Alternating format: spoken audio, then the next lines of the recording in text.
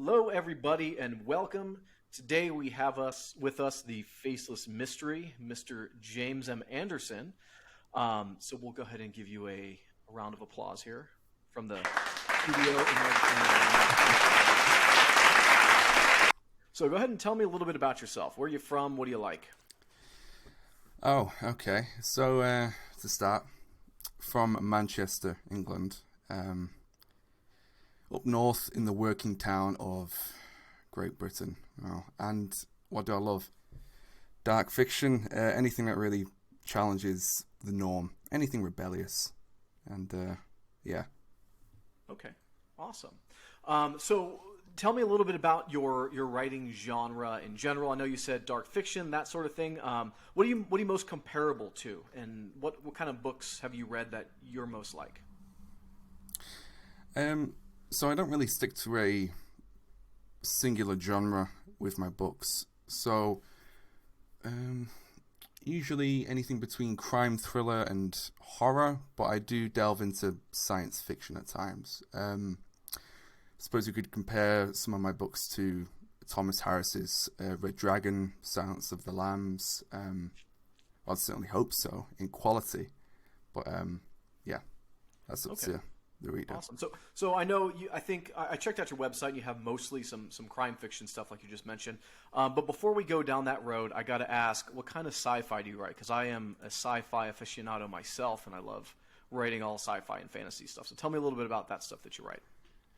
Um, so quite recently I've just published a collection of 13 short horror stories, and one of the stories was set on a spaceship during. Well, I'm not going to spoil too much, but um, sort of diary entry. You've read The Martian, Andy Weir's The Martian, I I've never presume. read it, but I saw the movie. If that counts. It does because the movie and the book are quite similar, and they are just as good as each other. So, sort of like that, quite filling in with comedy and drama, but mostly horror and science fiction as Is well. it inspired at all by the video game Among Us? Um, Actually, a little bit, I suppose you could say. Okay, awesome, cool. So I guess we'll go back towards what your preferred genre is, which would be the dark crime, I guess you could call it. Why do you prefer to write in this genre? Um, well, there are certain expectations on, let's say, for example, crime thriller, the one I'm most proud of writing. And usually with crime thrillers are quite predictable, full of filler, and they have very unnecessary amounts of romance, which I find, completely, personal opinion, completely unnecessary, and it's just there to fill out the book. So I thought I need to write something new. I need to add something new to this genre. So I need to be bold, and I need to try and do something to kind of shock the audience. Much like Thomas Harris with his books, like Red Dragon. If you've read it, it's a bloody fucking nightmare on the page, and you can't escape it. Okay, awesome. So shock factors. Without going into too much spoiler detail, obviously, what are a couple of the shock factors that you have in your books? Then give me an example So of a scene or something. okay. So I like to humanize the villain quite a bit because in the real world it's not so black and white. It's not just you got a good guy, you got a bad guy. It's a grey middle area, and that's what I like to do with the villain. So in one scene, I don't want to spoil too much, but he goes on a rampage throughout a particular location and he kills a lot of people. Okay, he butchers them. It's incredibly graphic, but we understand why he does it, and we understand that it's due to a particular kind of problem that he had in his past, and you kind of humanize him, you kind of sympathize for him, you understand how he got there, and I think that's what makes characters go from 2D to 3D, make them interesting, which is doing what you don't expect, filling them with a bit of reality. Yeah, definitely. I really like the point you brought up, which is there's a lot of gray areas in real life. If nothing is black and white, like you said, there's not necessarily good and evil. I think in some cases you can look and say, okay, there is a possible objective evil here in this scenario. But even a lot of people think they're doing the right thing when they're probably not doing the right thing. And so there is a very humanist side to it, like you pointed out. I like that. What would you describe your writing style as like, especially in these graphic murder scenes? Is it very detailed in describing, blood splatter on the wall, or are you getting into the characters' heads more? Like, give me a little bit of that. Well, at first, my writing style for my first book, Beneath the Dirt, that was sort of just written in a haze. I was way too detailed, and it gets to the point where it's not just detail, it's sort of like you're reading a manual. It gets very boring. So I thought I need to sort of find that that balance between being detailed and being quite elusive is probably the right word. Maybe have the reader imagine what might happen, not tell them, kind of show them, which is a rule that you often find in film: show, don't tell. But right now, I'd say for those graphic scenes, I have to get quite a bit detailed, because in the rest of the book, it's not it's not as detailed, so it is a bit of a shock. It is a bit of a, okay, what the fuck? Where's this come from? Why is he describing, how the skin flails off the bones like a shish kebab? It's very, I have to admit, it's quite disturbed, and I like it to be that way, because if the reader is on edge and I'm on edge, all is good. It's successful. Mm-hmm. Interesting. Now, touching on the point you just said, disturbing. I feel like a lot of authors pull inspiration from their own life, and I'm not going to go accusing you of being a serial murderer or anything. If you want to admit it on my podcast, that's completely okay. But would you say that you have a lot of inspiration from your own life in these dark scenes that you're writing, or do you kind of just imagine them, or how do you come to bring these scenes to life? So personally, I don't really have that much of a messed up life or any experiences in my life that are messed up. But I think I've done, which kind of brings me to these scenes, how I can create those scenes in the first place, is basically destroying my childhood. I used to watch a lot of awful horror films when I was like 5-6 years old, and that really messed me up as a kid, in a good way, because I can write really disturbing stuff on the page, which does the job. So what films then are you drawing from inspiration? Oh well, films such as Insidious, Saw, anything with quite a bit of gore, so I can find one extreme of the most disturbing shit you can see, and then find the most, mundane, maybe not so disturbing, and find a middle. Mm-hmm. Gotcha. So I did check out your website. I like your little website. And I think on there you mentioned you were 21, which, to be honest, you're the youngest guest that I've had on here. And I do applaud you for trying to write at what many would consider a young age for authors. I myself, when I was 21, I had just started writing, but I was not taking it very serious. And I think you have a few books self-published already, which is awesome. I think I started scratching some stuff on the page. I was more interested, drinking with my buddies and playing video games. Where did you get this love for writing? Or is it a storyteller inside you, or what drew you to being an author? Well, to be honest, I don't think love is the right word. I think it's sort of just I'm compelled to write, sort of like you just have to do it, otherwise it gets stuck in your head. And it's like a good song that you just can't get out of your head. You have to put it on the page and get it out of your head, otherwise it's gonna mess up your entire daily life. But I suppose I have to say I started writing when I was about 8, and it was absolutely terrible. I could not get past the first page, and I did not understand how to use a comma. It was dreadful, embarrassing. So did you continue on to have any formal education in this, or did you just kind of practice at it until you got yourself better? How did that work? Well, I thought let's kill two birds with one stone. So maybe not go into sort of studying seminars or workshops or going to a particular university course like creative writing. Instead, study film, because that way I can study the story and the visual nature of that story, killing two birds with one stone. Plus, I really love films, but that's another thing for another time. I just kind of off the cuff just kind of taught myself to do things because, it's better that way. It's different for every writer, as I'm sure you know. But yeah, it's just a particular kind of personal process that works. Mm-hmm. Yeah. And do you see yourself, well, first off, are you doing this full time, or is this what you consider a side gig? And do you see yourself continuing to do it in the long term, or what's your vision?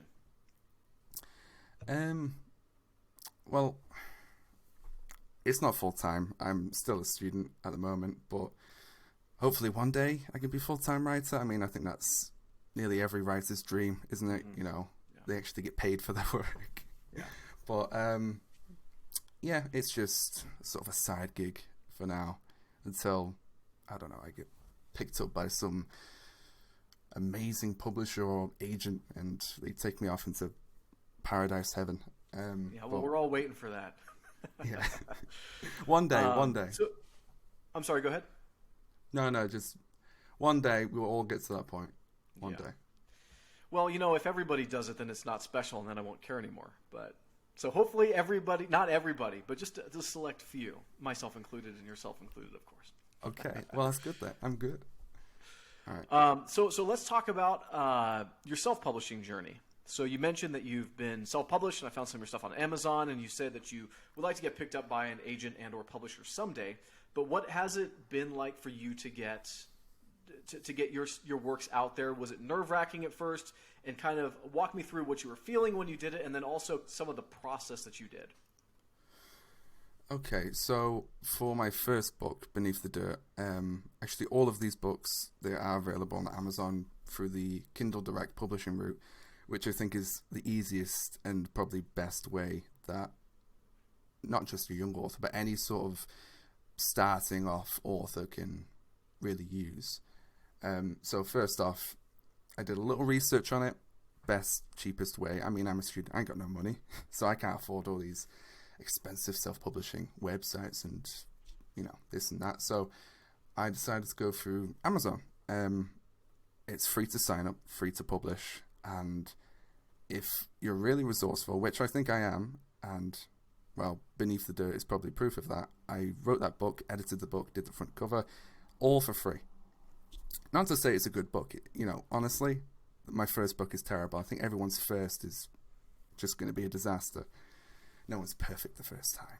Don't tell me that. I put so much work into it. Just another edit. That's all it'll take. Mm-hmm. Yeah. So you said you managed to do it all for free. How did you draw the cover yourself, and did you edit it yourself, or did you find other people to do that for you?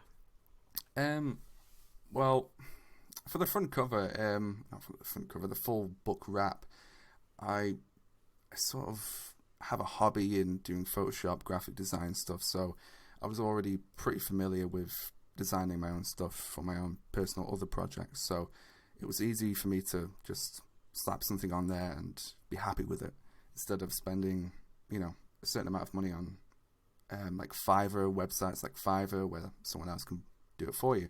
I mean, if you can't do graphic design, sure, do it. But if you want to learn and get something for free, do it yourself. Yeah, for sure. How many words was that first book, and how many words are your subsequent novels? So off the top of my head, Beneath the Dirt was 96,000 words. Then Shadow Sight, I think, was 64, and 13 Screams, my latest one, is I think 62. Yeah. Nice. And how long would you say it takes you to bust out one of those books, as far as like month span? Unless you're crazy, day span. I'm not crazy, okay. Although I might be. If you read some of the books, you might be go, okay, this guy is disturbed. This guy is crazy. But no, the first one, Beneath the Dirt, it was the first, so it's going to be terrible. It took me about 10 months to write it, and then 3 months to do all the editorial process. I don't spend that much time editing because the way I go back, word jumble. Every time I go back to the page, I read through what I've done and then I edit it. So it's sort of like already at a 10th or 12th draft by the end of chapter 10, for example. Shadow of Sight, however, that only took 3 months to write and 3 months to edit. So going from 13 months to 6 months, and the most recent one, 13 Screams, that only took 3 months to write and edit. So it's getting shorter and shorter, which I don't know if it's quality or quantity that's getting better. I just hope it's both. Yeah, I'm sure it's a little bit of experience, as well as maybe if you're saving up ideas, then you can bust more out as you go through, and then you get more in the flow of writing. How many hours a day would you say you write? I'd say on average at least 2, but that doesn't include the research and the reading. I think if you're going to be writing, you should read every day and research. I mean, you could include reading as research, but you could be watching films, even playing video games as research, as long as it fits with your theme, genre, or just what you want to fit in that kind of book. So it could be anywhere between 2 hours to 4 or 5. Okay, awesome. So we're going to get a little bit vulnerable here, maybe. And you keep saying over and over that you think your first book was terrible. So go ahead and tell me why you think your first book was terrible and what you've learned in your subsequent books to improve your style.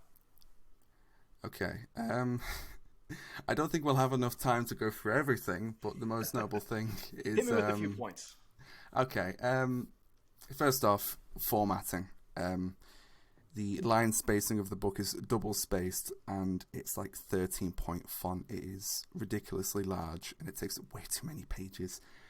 I'm killing at least 5 trees just to make this book. It's ridiculous. I'm not saving the rainforest anymore. But apart from that, I don't really plan my books all too often, and I think with the first one I planned it way too much, and I thought way too much about the characters, the story structure, and I didn't just sort of let it happen, let it unfold in front of me, which I think if you're too controlling as a writer, you're not really going to get anything good on the page. You're just going to get all these sort of thoughts of what might and might not happen again and again, and it will just sort of jumble out onto the page. It's not healthy. That's what I'm trying to say. Interesting. Yeah, I've noticed whenever I start a book, I always do a very rough outline. I'm like, okay, I'm going to hit these 8 points, plot points or whatever.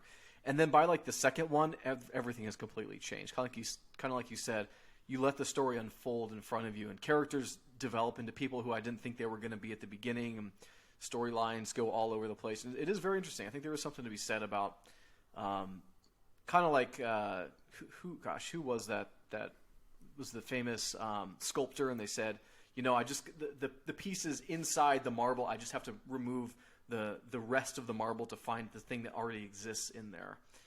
So I think that's very interesting. And any other points of improvement from your first book? I'd say writing a story that's actually worth telling. The first one is a bunch of made-up conspiracy theories that collect together in a sort of short story / novella kind of way. And although it was experimental, and I did try something new, which is always good for writers to try out if you're stuck or anything, it did not work. And in fact, it just made me cringe every time I tried to read back. And if it hurts you that much, try something else. Don't be stubborn with it. Just try again. Yeah. I think that's a very good point. Like, a lot of times people will refer to their words as their babies. Like, oh man, I wrote these babies and don't touch them. I don't even want to edit them and move them around or cut them. And I do feel like that when I need to, cut half a chapter or something. Like, man, this really sucks. Like, I spent so many hours on doing this. But it really can improve your writing to get rid of things that are saying useless things. Tell the story that needs to be spoken in the exact amount of words and not overdo it or underdo it.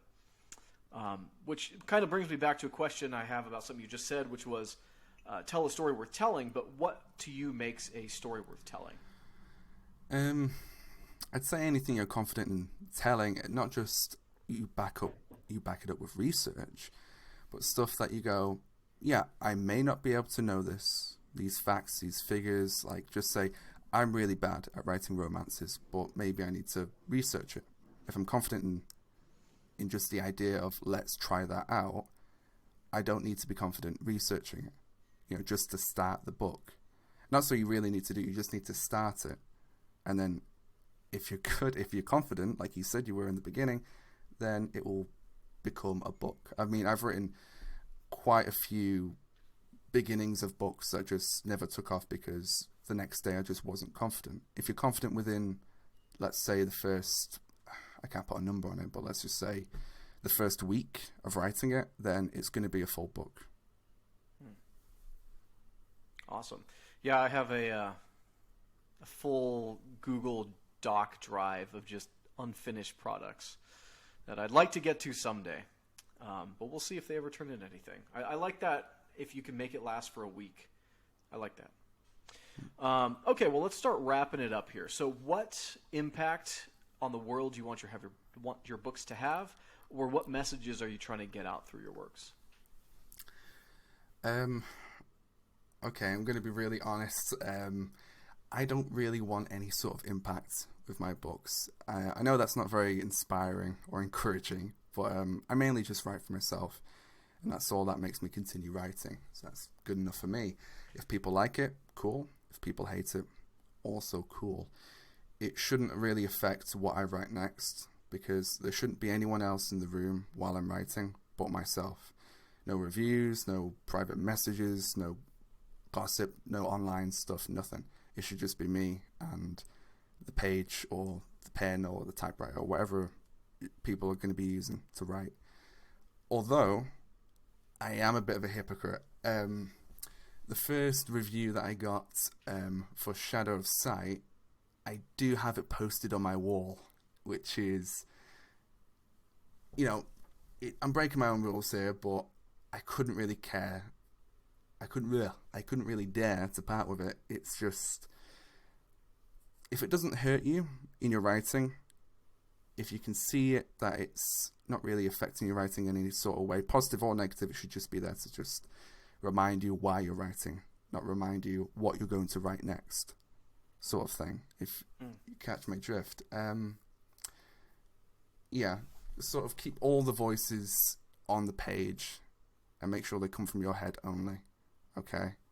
Because, there are writers out there that, they ask for loads of advice, they ask for loads of proofreading, and they sort of accept all of it. They don't take it with a pinch of salt, and that means that the proofreader's kind of vision is also bleeding onto that page and it's staying there, which, whose book is this? Is it your book or the proofreader's book? There has to be some kind of sort of blockade between taking advice and understanding it and then just putting it somewhere else and not letting it affect your writing. Yeah, that's very true.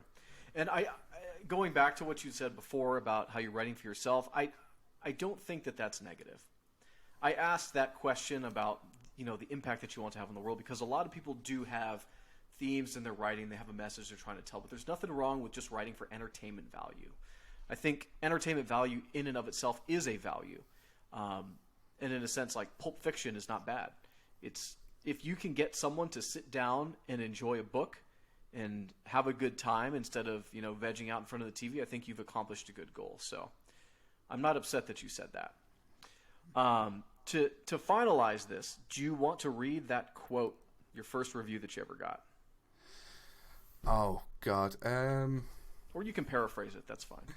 Okay, I've actually got it here. Let me just, there we go. Okay, here we go. Hey, I just finished Shadow of Sight and really enjoyed it. The book reminded me a lot of Heavy Rain with its tone and imagery. I'm also writing my own novel to be self-published, and it was good to see how another self-published author wrote. Thanks for posting it in that thread a few weeks ago. I will leave a review on Amazon soon. This was a review. This was sort of like a pre-review that they sent me, which was nice. Very considerate of them. And just the first bit, that they really enjoyed the book, because I don't get that much feedback from my writing, as much as I should, as much as any writer should, as much feedback as possible. Just, again, like I said before, a pinch of salt. But them saying it's really good, just, it was really heartwarming, and I just had to make another book from then on, you know, just that small comment. I just had to keep writing it, you know, it really spurred me on. And I think even if that small message is your motivation for doing it, if that's all that it takes, then I think you should realize that writing is sort of going to be what's going to be a part of your life from now on for quite a while. Yeah, if that's all very it true. takes. I think there's a good validation of someone else reading what's gone on in your head and saying, hey, this is good, I like this. And it is definitely an ego stroke, if you could say that. Cool. Well, anything else you want to say before we wrap it up?